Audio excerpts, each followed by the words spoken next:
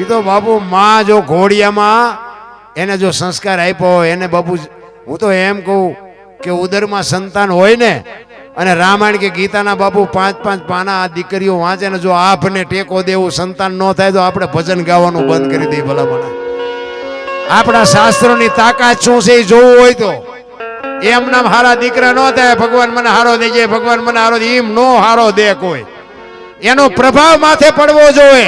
ઈ ગુણ મામાં ઉતરવા જોઈએ અને મામાં જો ઉતર્યા હોય તો માના લોહીમાં ઉતરે ને માના લોહીમાં ઉતરે તો માના ધાવણમાં ઉતરે અને માના ધાવણમાં ઉતરે તો જ માના સંતાનમાં ઉતરે. વાતું કરી હારા દીકરા નો થાય કોઈ દી. છત્રપતિ શિવાજી મહારાજ જીજાબાઈના ઉદરમાં હતો ને અને પ્રસૂતિની વેદના ઉપડ્યા પછી બાપુએ બાઈ ઘોડા ઉપર ચડી અને 85 ગૌની મજલ કાપી હતી. વિચાર કરજો, પ્રસૂતિની વેદના કેટલી હોય એ બાયુને ખબર હોય, બેનુને ખબર હોય, તમને મને ખબર ન હોય. પ્રસૂતિની વેદના ઉપડ્યા પછી ઘોડા ઉપર 85 ગૌ જાવું એટલે એ બાપુ જોગમાયા કેવી છે.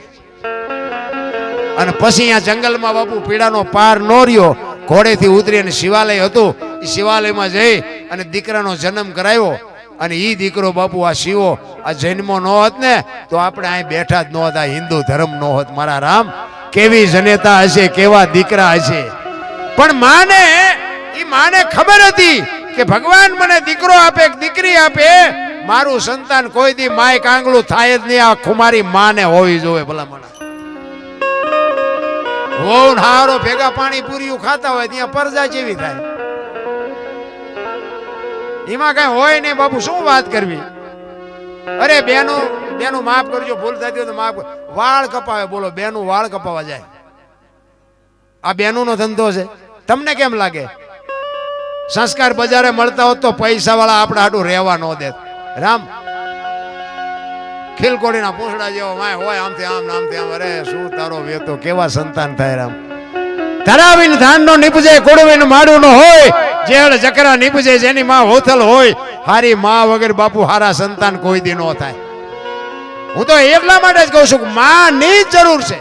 ભાઈઓ નું કાંઈ ઠેકાણું જ નથી. જો ને એમાં હું ભેગું આવી છું. ભાઈઓ તો ઘરમાં કઈ બોલે, ફળિયામ કઈ બોલે, બજારમાં આવે તો આપણને એમ થાય ઘરમાં બોલ્યો થી છે જ નહીં. ભાઈઓના નેઠા જ નથી. એટલા માટે બહેનોને કહું છું કે તમે આ ધર્મ ચૂકી જાઓ ને એટલે હવે દુનિયામાં પૂરું થઈ ગયું છે. ભગવાન કાંઈ છે જ નહીં. જ્યાં જ્યાં ધર્મ ધ્રુજો ને બાપુ, તમે જો માં કેટલું બધું લાલન પાલન કેટલું કરે સંતાનનું. 9 મહિના ઉદરમાં રાખે, જન્મ આપે, ઉછેર કરે, લાલન પાલન કરે, મોટો કરે.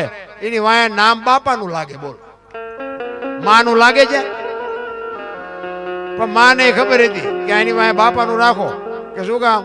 કે આ કોથળીઓ દોડીને ધૂળમાં માથું ગાલીને પડ્યો ને કોક એમ કે કોનો છે, ફલાણી માનો છે, એમ કે છે મારા ખોળી આમ જીવ નહીં રહે, એના બાપાનું રાખો. આ સમર્પણ છે, માવડીઓનું સમર્પણ છે, ત્યાગ છે. અને હારા દીકરા છે ને એની વાય માનું લાગે. તમને ન ખબર હોય તો કહું, હનુમાનજી કોનો, અંજનીનો, કર્ણ કોનો, કુંતીનો, ભીષ્મ કોનો, ગંગાનો, શિવાજી કોનો, જીજાબાઈનો, ગાંધીજી કોનો, પુતળીબાઈનો. હારા હારા માના, બગડેલા બાપાના. તમે જો માં બધે ઉપર બેઠી, થજામ જાઓ, હારાસુર જાઓ, પાવાગઢ જાઓ, ચોટીલા જાઓ, બધે માં ઉપર બેઠી. શું કામ? મારા સંતાનની નજર રહે એટલા. બાપા બધા ભોંયરામ છે, ત્રંબકેશ્વર ને રફાળેશ્વર ને ભોંયરેશ્વર ને રિયારિયા સલબુ દાબે. માન બાપમાં તો ધરતી ને આસમાન જેટલો માં છે. એ બાપુ એકાક્ષરી મંત્ર છે, એક લખી લેજો. માની માં હોય ને એને નાની કહેવાય. ઈ માં થી મોટી નથી. મોટે બોલો માં હાથે નાનપણ સાંભળે, હલક મદાની મજા બાપુ કડવી લાગે. માનું પાત્ર છે ને એવું આ દુનિયામાં કોઈ પાત્ર જ નથી બાપુ. માના પગની તમે સેવા કરજો. માને બાપુ તમે પગે લાગીને જાજો. માને તમે દીવો કરજો. માને તમે અગરબત્તી કરજો. બાપુ તમારા મઠમાં બેઠી હોય, તમે કયો એ કામ ન કરે તો આપણે બાપુ આપણે સાતીમાં ડામ દઈ દઈ ભલા. આ કુળદેવી છે ને, ખરેખર તો કુળને વધારવા વાળી દેવી આવડી આ છે. આ દેવીઓને ધોકા મારો એટલે ઓલી કુળદેવી કઈ નો ખાવા ધાને નો દે, છોકરા છે ના દે. કુળદેવી તો છે ને કુળ આનેથી વધે. ઓલી દેવી ખોટી છે એવું મારી વાત નથી. મારી વાતનો અર્થ નો ઊંધો કરતા. ઈ દેવી તમારું કામ કરે પણ આ દેવીને દુખી કર્યા પછી જો ઈ દેવી તમારું કામ કરે તો તમારો ગુલામ થઈ જાવ, કોઈ દી ન કરે. એટલે મારે, અને તમે જુઓ દીકરીઓનું સમર્પણ તો તમે જુઓ. ઘણા નથી દીકરાને લગ્ન થયા હોય, દીકરાની વહુ આવે, આડોશી પાડોશી ને બાયું બધી ભેગ્યું થઈ હતી, ડોસ્યું હોય તો એને ખબર હોય કે એક દી હું વહુ થઈને આવી હતી, તો એ બધું ઉડો કરીને કરે ભેગ્યું. હાલો હાલો ફલાણા ભાઈ છોકરાની વહુ ચેટલુંક લાવીશ જોવા જાય, ચેટલુંક લાવીશ જોવા જાય. ચેટલુંક લાવી એના કરતા ચેટલું છોડીને આવી છે ઈ તો કઈક આંકડા કાઢ. કેટલું મૂકીને આવી છે ઈ જો તું. પોતાના મા બાપ મૂકે, કુળ મૂકે, ભાઈઓ મૂકે, હગા મૂકે, અરે પોતાની જન્મ ભૂમિકા છોડીને પારકા પોતાના કરે તો હજી કહેશે કે આ શું લઈને આવી. અરે કેવડું સમર્પણ. હું તો બહેનોને આમ સલામ કરીને કહું છું કે તમે બાપુ મર્યાદા મૂકો તો હવે દુનિયામાં કાંઈ વધે જ નહીં. હું તો પગે લાગીને કહું છું, તમને મારી વાત કડવી લાગે તો માફ કરજો, જય માતાજી ન કરો, મને કાંઈ ફેર નથી પડતો. પણ આ એક અંતરથી દુઃખ થાય. અમુક અમુક સિટીમાં આપણે આમ જોઈને આપણને ભાઈ હાલ્યા આવે છે કે બેન હાલ્યા આવે છે એ નથી ખબર પડતી. બોલો, અરે આડો આંક નથી વાળ્યો. કાંઈક તો બાપુ રીત હોય ને, કાંઈક મર્યાદા હોય ને. દેવીઓ છે, દેવીઓ શક્તિઓ છે. તમે જો જેટલા જેટલા સફળ પુરુષો છે ને એમાં એક એક ભગવતીઓનો હાથ છે. લખવું હોય તો લખી લેજો. તારામતી નો હતો હરિશ્ચંદ્ર રાજાને કોઈ નો ઓળખત, સગાળસા ને ચંગાવતી નો હતો કોઈ નો ઓળખત, વીરબાઈ નો હતો જલારામ ને કોઈ નો ઓળખત, દેવીદાસ બાપુ ને અમરમાં નો હતો કોઈ નો ઓળખત, સવારામ બાપા ને સબુમાં નો હતો કોઈ નો ઓળખત. એક એક સફળ પુરુષની વાય બાપુ એક એક જોગમાં એનો હાથ છે. જ્યાં ધર્મ ધ્રુજ્યો અને પુરુષ જ્યાં ટૂંકો પડ્યો ને ત્યાં બાપુ દીકરીઓ લગામ હાથમાં લીધે. તમે કહો તો હવાર સુધી દીકરીઓના દાખલા આપું. અને ભાઈઓએ કઈક કર્યું હોય કોને મારે છે કેવા થાય? કઈ કર્યું જ નથી. રામ, તમે જો રામચંદ્ર પરમાત્મા વનમાં ગયા, સીતાજીનો વનવાસ હતો. સીતાજીએ કીધું કે ભાઈ પતિના પગલે હાલવું એ પત્નીનો ધર્મ છે.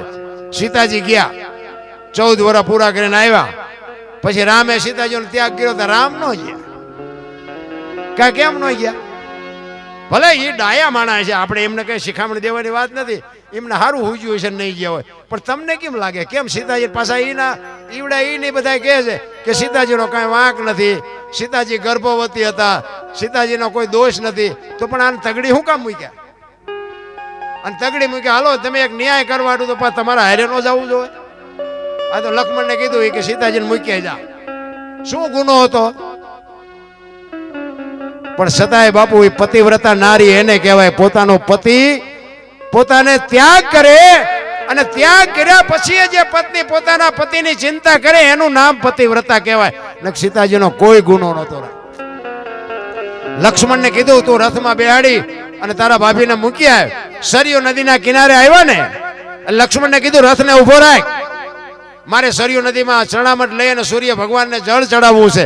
હું અયોધ્યામાં પાછી આવું કે ન આવું મને ખબર નથી. અને આમ સૂર્ય ભગવાનને જળ ચડાવે માં તો સામે અયોધ્યા નગરી દેખાણી ને, તેથી માં ભગવતી સીતા માએ અયોધ્યાને હરાપ આપ્યો. એ કે આજ હું જેવી હળગું છું ને તારું નામ રે ને ત્યાં સુધી તું હળગી. શું કામ? કે રામ જેથી વનમાં ગયા ને તેથી બાપનું વચન પાળવા માટે રામ જાતા હતા. તેથી અયોધ્યાની વસ્તી આખી આડી પડતી હતી કે રામ તમે ન જાઓ, રામ તમે ન જાઓ. આજ મારો કોઈ વાંક નથી, ગુનો નથી, હું નિર્દોષ છું, હું ગર્ભવતી છું. આખી અયોધ્યામાંથી કોઈ ડાયો માણા નો નીકળ્યો કે રામને સમજાવે. આજ હું જેવી હળગું ને એવી તારું નામ રહેતા. અયોધ્યા બાપુ અત્યાર સુધી હળગતી હતી અને હજી તે ઓલાઈ ગયું એવું આપણે કહેવાય નહીં. પણ એ સીતાજીનો હરાપ છે. એ દીકરીઓ કરી શકે. મારો કહેવાનો મિનિંગ એ છે કે દીકરીઓ જ બાપુ આ જો ધર્મ ધ્રુજી જાય અને પુરુષ બાપુ થાકી જાય તેથી બાપુ દીકરી જ તમને હિંમત આપીએ કે તમારે બૈરું આ મેં આ મોટી મોટી કરી છે ઘરે અમારું બૈરું કપાતરું હોય તો આ તમે હમણાં હાથની હથેળીમાં હાચવતા હોય, તમે ઇન્કર આવ્યા હોય અને પછી એમ કહો હાલો હાલો ચા પાણી રોટલા સિવાય જવાય અને આમ ડેલામાં લઈ જાઉં પછી રવડામાંથી હાણે શું લોટા મટે ઉડવા મારે ચિંપા જવું.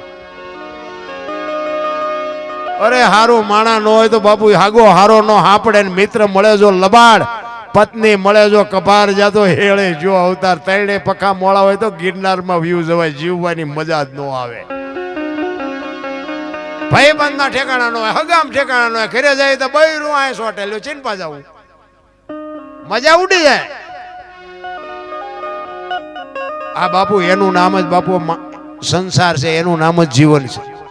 અમુક અમુક તમે જુઓ ને, તમે જુઓ આખી દુનિયા માણા રખડે ને, ઘરે જાય તો એનો થાક ઉતરી જાય, પણ ઘરનો થાકેલો હોય ચા જાય.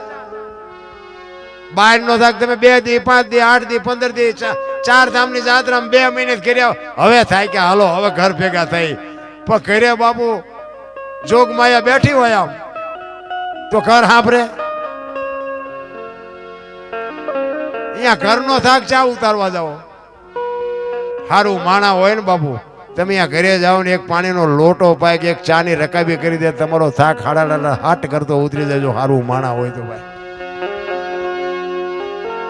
જીવન મળ્યું છે, અમૂલ્ય જીવન મળ્યું છે તમને ને મને. બાકી જો આમાં સમય ક્યારે વ્યો જાય કોઈને કાંઈ ખબર નથી રામ. પણ મને તો એમ થાય કે આ બુદ્ધિ ભગવાને આપી છે ને, પણ બુદ્ધિનો એવો ખોટો ઉપયોગ કરે છે માણા. આપણને એમ થાય ખરું શું આમાં કરવાનું. એક 2 ભાઈબંધ હતા ને, 2 ભાઈબંધ રોજ આમ તલાવની પાડે, 2 કાંઈ ધંધો કંઈ કરે નહીં, અને ટાઈમ થાય તો ઘરે આવીને ખાઈ લે, નાઈ લે, કપડાં બદલાવીને વ્યા જાય. એટલે ઘરે પછી મા બાપને બધા હોય ઘરના, એટલે ડખા થાય. એ કહેલા તમે જુવા નાખા આંટા મારો, અમારે કામ કરવું, તમે એકે કામ નથી કરતા. આવું હોય કંઈક ધંધો કરો, ધંધો કરો. વળી અહીંયા 2 ભાઈબંધ અહીંયા તલાવની પાડે ભેગા થઈને બેઠા, અને પછી 2 વિચાર કરે કે હાલના કંઈક કામ કરીએ. ઘરે જઈને ઝઘડા થાય છે યાર, મજા નથી આવતી. હવે હા વરા માઇટ ગયા હોય કે 100 રૂપિયામાં છે કારખાનામાં જાય નહીં, વિનત 5 રૂપિયા પૈસા વાળું થવું હોય. બોલો કે આ ધંધો કરી ના કરી ના કરી ના કરીને કઈ મગજમાં બેઠું નહીં. પછી એકે કીધું કે મને એક ધંધો ઉજે કે હું એ કે પૈસા આપવાનું કારખાનું નાખી દે. ઘરે મૂળ તો પૈસાની લપ છે ને, પૈસા આપી પછી શું ડખા થાય. એ કે હા ઈ તારી વાત સાચી. એ બધું કર્યું ભેગું, મંડ્યા પૈસા બનાવે. એ કે હું મંડું પૈસા બનાવવાનું, તું હો ના ડટા માંડ બનાવે. 2 તિજોરી ભરી લે. પછી આ બધું વિસર્જન કરી નાખ્યું. આનું અડધી તિજોરી ભરીને એકની નજર જઈ કે પૂરું કે ભૂલ થઈ જઈ પૂરે. આ 2 હુબ બનાવી લેવો નોટ, ભારતીય રિઝર્વ બેંક ને ગવર્નર ની સહી ને ગાંધીજીનો ફોટો, પણ સિક્કો 15 નો લાગ્યો. 15 ની નોટ લઈને ચા જાવ, 10 ની 20 ની 50 ની 100 ની તો બરોબર, 15 ની નોટ લઈને તો જવાય નહીં, કોઈને કહેવાય નહીં. બોલો કે તું જોતો નથી, આ 15 નો સિક્કો લાગ્યો. એ કે કાંઈ વાંધો નહીં, ગામડામાં જવાય, સિટીમાં ન જવાય. ગામડામાં નાની નાની દુકાનો, કોઈક બાપા બેઠા હોય, કોઈક ડોશમાં બેઠા હોય, અહીંયા હાલે. આ નાનું એવું ગામ હતું ને, અહીંયા ગયા. એ કે બાપા ઝાપામાં દુકાન, બાપા એક હતા ચોકલેટ ને પેપરમેટ ને એવું વેચતા છે. એ કે બાપા 15 રૂપિયાના છૂટા આપશો? એ કે આ લાવો ને આપું. 15 ની નોટ આપીને તો બાપા સકરી ખાઈ ગયા. એટલે કે 15 ની નોટ? એ કે હમણાં જ બહાર પડી, તમને ખબર નથી. એ કે પણ અમારા છોકરા રોજ શહેરમાં જાય, કોઈ બોલ્યું નહીં. એ કે દેવાય દો, એમ થોડું કે જૂઠું બોલતા. એ કે ના ના દઉં ખરો, પણ કે 14 આપું, 15 નું આપું. બોલે અમને એમ કે આના 8 આણે નથી, 14 તો 14 લઈ લેવાય ને. એ કે રૂપિયામાં જીવ બગડ્યો ને તમારો, એ કે લઈ લો વાંધો નહીં. ટેબલ નું એટલું ખાનું ખોલે ને હાથની 2 આપી. છોકરાને આપી તો છોકરા સક્રિય ખાઈ ગયા. એ કે બાપા કે હા, એ કે હાથની ચારે બહાર પડી હતી. કે તે કારખાનું નાખ્યું ને એની પેલા મેં નાખ્યું હતું. તારે 15 ની ભૂલ થઈ ને, મારે હાથની થઈ છે. નથી લાગતું બુદ્ધિના ગાળિયા. હવે આમના મોંઘવારીના નામ ના હું આમ જ મથે છે બધા. આ તો ધ્યાન કરી જાય ને તારે ખબર પડે કે ઓલું વેકવું પડશે. પણ બાપુ ચોખ્ખા દિલ રાખીને કઈક બાપુ કોકનો ધંધો કરતા હોય ને એમાં વ્યવસ્થિત. અમારા સુરેન્દ્રનગરમાં એક મિલ હતી ને, મિલ આમ કાયમી હતા બધા.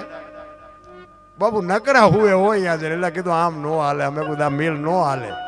એ કઈ છૂટા બૂટા ન કરીએ કે બાપુ મિલ આખું ખોદીને કાઢી નાખ્યું. બોલો. અને બધા ખારસિંગ ની લારીઓ લઈ લઈને બજારમાં વેચવા મળ્યા. એટલે તમને પૈસા આપે છે, તમને કાયમી બનાવ્યા છે, એનો અર્થ એવો થોડો છે કે તમારે અહીંયા જઈને ઓશિકા કરીને હોવાનું જ તે. પણ માણા બાપુ જો ખોટું કરે